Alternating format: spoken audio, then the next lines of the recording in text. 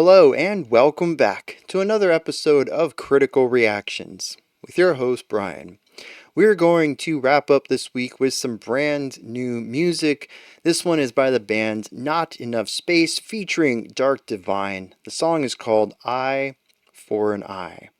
I found out about Not Enough Space late last year, I think, with their breakout single Primitive. I feel like that was all over the internet at one point in time. But I think this is the first time we've actually done a reaction to them. So I figure this is a good time to do that. Honestly, any of the singles would have been a good time to do that. Let's dive into this though. We got some like metalcore, poppy stuff with a little bit of deathcore thrown in there. It's a little all over the place, usually. We'll see what they're doing this time around. Not Enough Space and Dark Divine.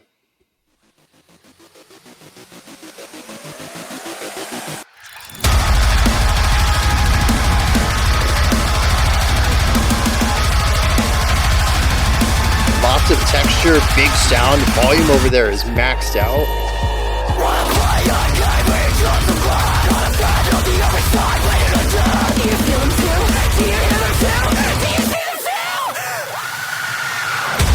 Interesting production on the vocals, very layered.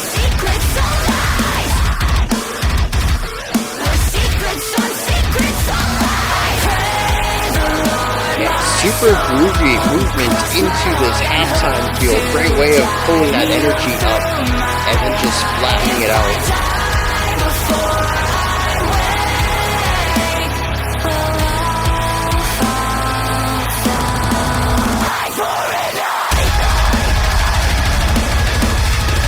Back to the energy of the intro. Okay.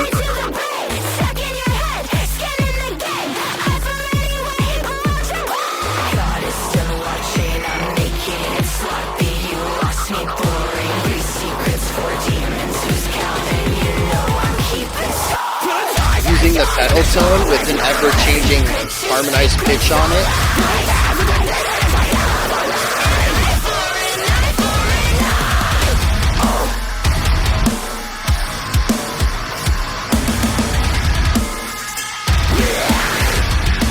That quiet guitar in the background.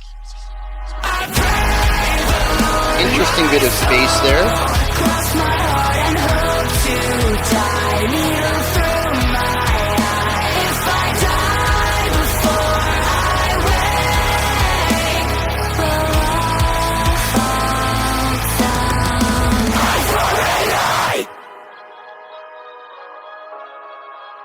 Another sharp reduction of energy.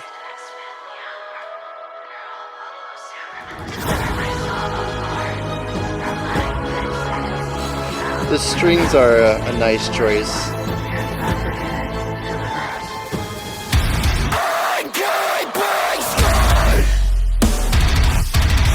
Gotta have a breakdown.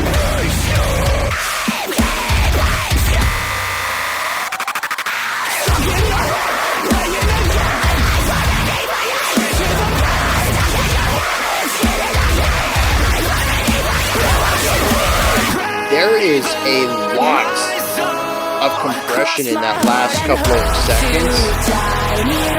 I wonder if that's vocal layers or just raw white noise.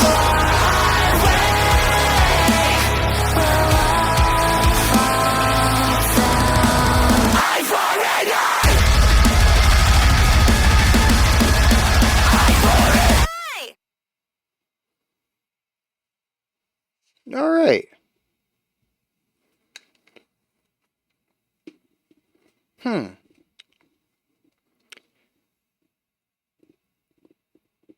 All right, so we have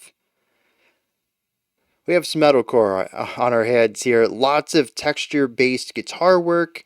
There's a couple of sections that I like, isolated riffs that I think were kind of memorable. There is a second verse where the song kind of cuts out for a second. We get a guitar lick on the left, heavily compressed, feels very small.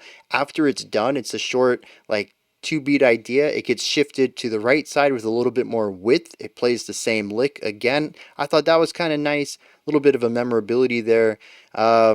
Leading into the chorus, there's also a nice catchy, like bouncy riff.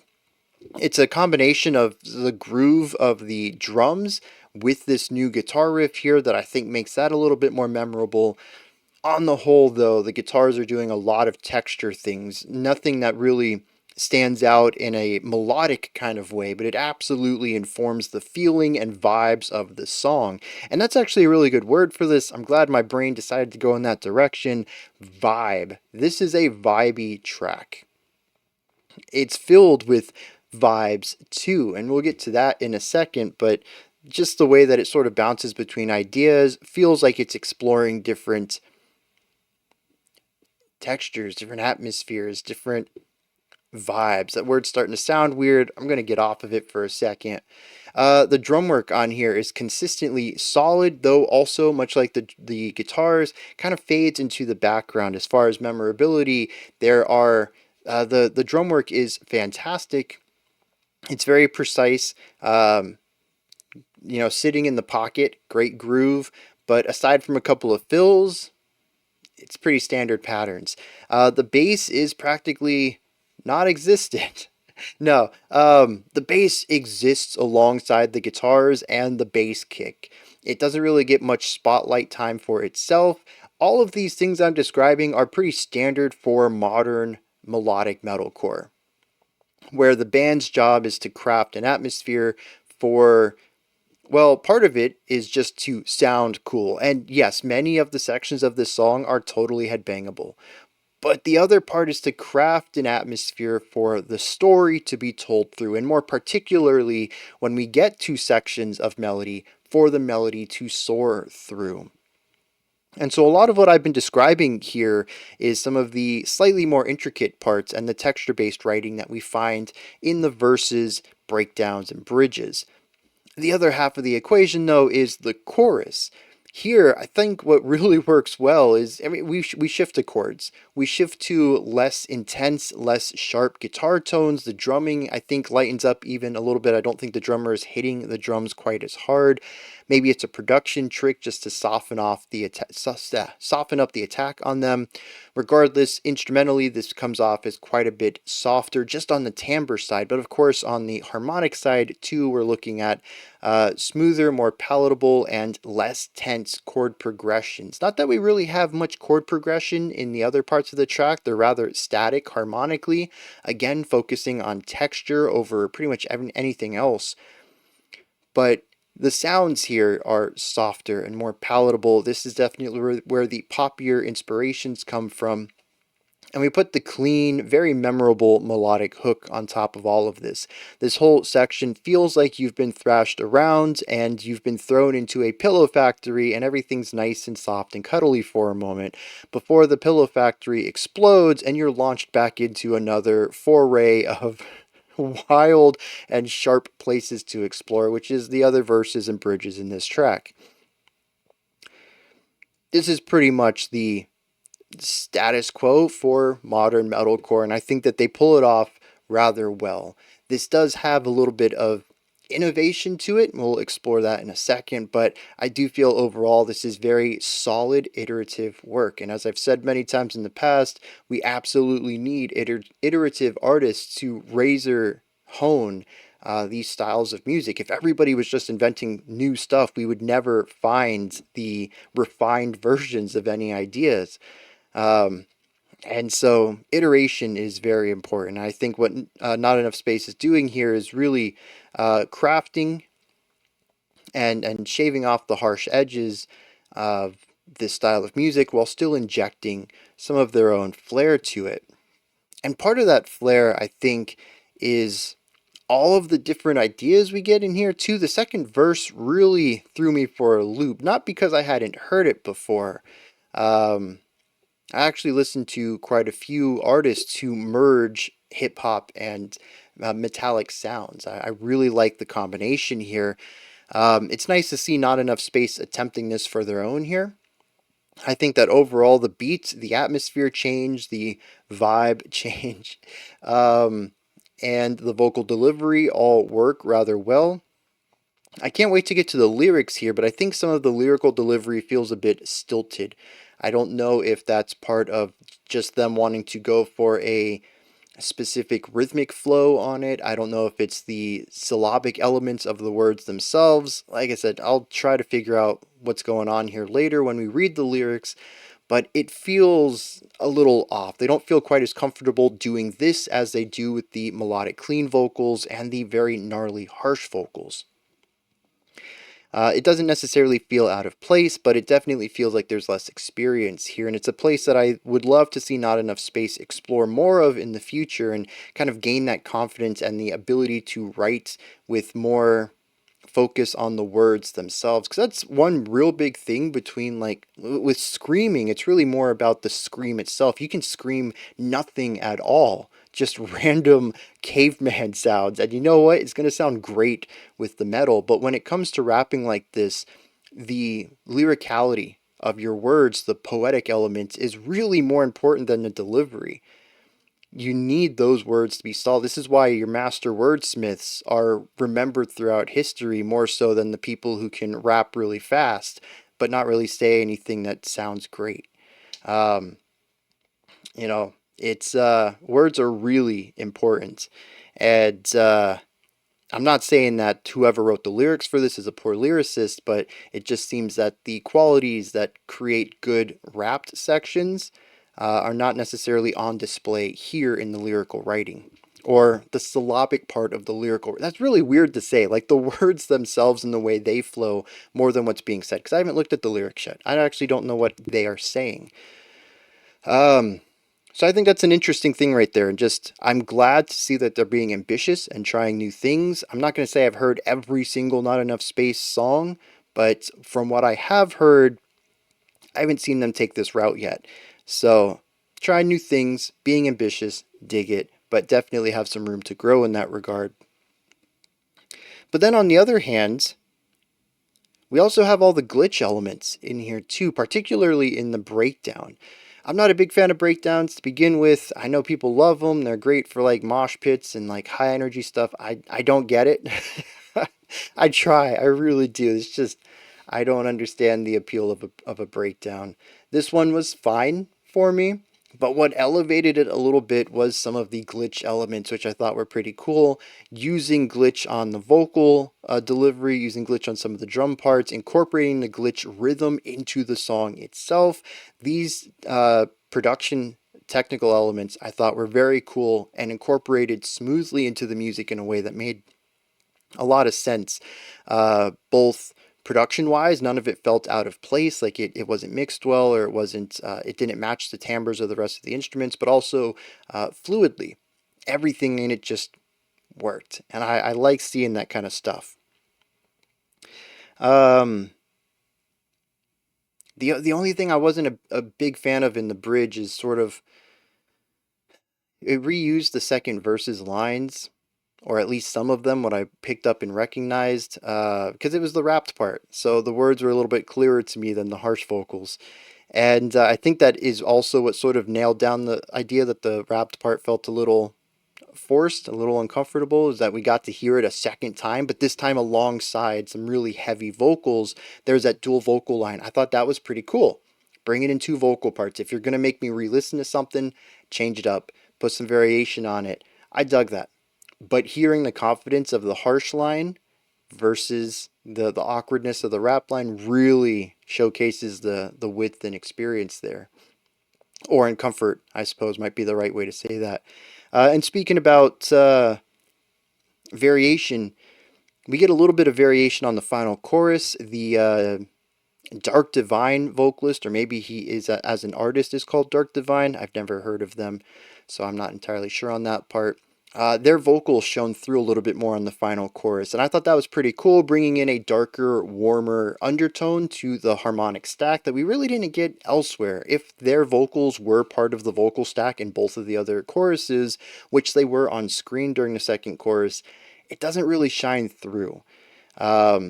And honestly, I thought his natural vocal timbre was right in line with the other two vocalists of Not Enough Space. And it wasn't until the end I was like, oh, dude, he's got a totally different timbre. It feels so good to listen to. It's such a great compliment to the other two vocalists Why weren't we doing that already? Why is it until the end that we get to showcase this? I just would have loved for that to be a little bit more prominent in the mix. I thought that worked phenomenally. But other than that, we don't get a lot of variation. We listened to that chorus 3 times with not a lot of change to it. I would have liked some sort of variation on that. Not necessarily anything against not enough space. I have that criticism about 90% of music in the mainstream sphere. It's I don't know, maybe I'm just weird. I mean, I know I'm weird, but whatever. There's a lot that I enjoy in this. I'm going to wrap this up though and just say that I don't think this is my favorite track from theirs. There's some neat ideas in it. I like seeing them be a bit more ambitious, but it also feels it's very modern metalcore. And I see them push into new directions. I see them be ambitious. And I'm like, okay, well, I'd like to see just a little more of that. But you should only make music for yourself. If you want to take my advice because you agree with it, maybe you already knew this, right? As a band, like if not enough space is watching this, right? And you listen to your own song, you're like, I've always felt that way about it anyways. You know, go for it. Change things up. But if you're listening to me like, this dude's stupid, he's not even a metalhead. He has no idea what he's talking about. Yeah, dude, don't incorporate it. Do what you know. When you make music, you should be the only audience you care about. So I'm just throwing my opinions out there. Maybe nobody even shares them with me. In fact, yeah, there's been times in the past comments just like, dude, you're wrong on this. I'm like, oh, it's just my opinion, man. So let me read some lyrics to this and we'll see what's going on there. I'm really trying my best to meet these lyrics in the middle, but I feel like I'm having to extend a very long olive branch to take that figurative speech a little bit more literally in order to get it. A lot of the lines seem to exist because they sound cool or neat or have a rhyme to them that works, but I kind of get the idea that the song either says a lot of one thing or often says nothing at all. In fact, it wasn't even really until the bridge when it says, "Deliver my soul from lying lips and a deceitful tongue, for the mouth of the snake is the worst one," that I believe this song is about knowing people who lie to you, or maybe friends who lie to you. Um, Anyways, having a sort of relationship with anyone who is completely deceitful. And it's sort of about being mad at them and talking about all the secrets that they keep from you, all the ways they lie to you, and how you wish they would die. I mean, really, really escalates it there. And I think that's the gist of it. But a song with these many words, I should be able to get more than just a gist of. It starts out and says, "Want to play a game where you chew on some glass? I got a friend on the other side waiting on death. Do you feel them? Do you hear them? Do you see them too?" That's the whole first verse. It feels performatively edgy, but also it doesn't really say much of anything. It just says, "I wish you died," in a lot of words, but also bringing in this element of supernatural parts. I have a friend on the other side. Do you see them? Do you hear them? I don't think the supernatural element really plays much in here. They do use some more vocabulary. Says later on, "Dancing with a demon is a hell of a ride." We also have the chorus, which does basically, "I pray the Lord my soul to keep, mixed with cross my heart and hope to die," bringing these two like a prayer and not a nursery rhyme, but something kids say, bringing them together in a way that I think kind of works. I feel like I'm being real nitpicky and negative on this, but it never quite, it feels very scattered. The rapped part says, "I for an EYE, straight to the brain, stuck in your head, skin in the game. I for an EYE, blow out your brain." Um, yeah, so like stuck in your head, playing a game, skin in the game. Like, what does it mean if the other person's stuck in their head? Because this is a narrative of somebody who is hyper fixated on someone who has backstabbed them. Basically, one big line in here is that I'm keeping the score. We have an eye for an eye. This kind of thing. There's definitely an element of retribution and revenge running through here, focusing on somebody who has backstabbed and lied. But why does the chorus say, "Pray the Lord, my soul, cross my heart and hope to die, needle through my eye. If I die before I wake, we all fall down"? Other than the idea of eye for an eye, we're keeping that going on. We have the needle through the eye, which fits with the edgy part of chewing on glass and all other sorts of violent imagery. But pray the Lord, my soul, we leave off the to keep and then shift to cross my heart and hope to die. So this person isn't lying? I don't know, man. It's very all over the place is how I'm reading it. I get the gist of it, but it's a little scattered. I think it's interesting though. It again, to me it's ambitious. It's pulling in a lot of influences, a lot of sources, and trying to mash them together. And I will take that over something boring and just very straightforward any day. But I think this kind of leads into the idea of why I think the rap section doesn't work so well. The lyrics are, they have room for improvement.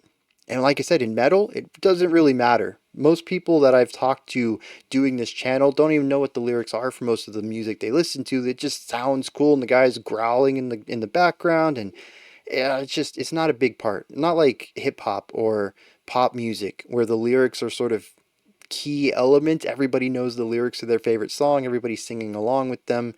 Everybody's diving into, the who's and whys in the background of their favorite artist, what these lyrics might. That doesn't really happen as much with metal. And so you can get away with weaker lyric writing, but I think this right here, if you try to take that into the rap section, that's where it starts to feel a little awkward. I think the band has a lot of promise. I think as performers, lots of great stuff going on here. This is the first time I've dove into their lyrics before too, which kind of goes into the idea that lyrics aren't that important in metal. I think this is the third or fourth track I've heard from them, and I've never bothered to look up lyrics. But it kind of stands out to me now that I'm looking at them. So, I mean, that's something that's going to happen over time, though, too. You just keep writing, your writing improves. So, well, hopefully. Anyways. But yeah, I think that's where I sit with this. Really impressive performance. Everybody in the band does a great job at what they're doing. And it sounds great. They're definitely developing a large fandom. They're getting to be pretty big, which is awesome. I love to see that for smaller bands. But I think I'd love to see the lyric writing improve a little bit. It's kind of focused down, I think, is really the main thing here. All right. That wraps up my thoughts on Not Enough Space featuring Dark Divine with the song Eye for an Eye. What did you think of this track? Is there anything that stood out to you? Anything that you would like to add on to what I said or correct me on? Maybe you have your own interpretation of things or your own opinion. You can put that and any other thoughts you have down into the comments section. Above that, in the description box, you'll find a link to Linktree. It takes you here. You can find links to my music, ways to support the channel, a link to the Discord server, and so much more. I mean, look how many buttons are in there. Above that, if you could, like, subscribe, and ring the bell. I greatly appreciate all three of those. That wraps it up for today. I'll be back tomorrow. We're going to check out a full album. Sunday, we have our live stream at 11 a.m. Eastern Standard Time. Otherwise, I'll be back Monday, 5 p.m. Eastern Standard Time with next week's, a continuation of this week's theme. We're going to keep looking at bands who changed vocalists and checking out one song from two different vocalists. One song from a vocalist each. There we go. That's a way to word that. Until next time, remember to be critical, not cynical, of the music you listen to, and have a fantastic morning, afternoon, or evening, whenever you choose to watch my videos.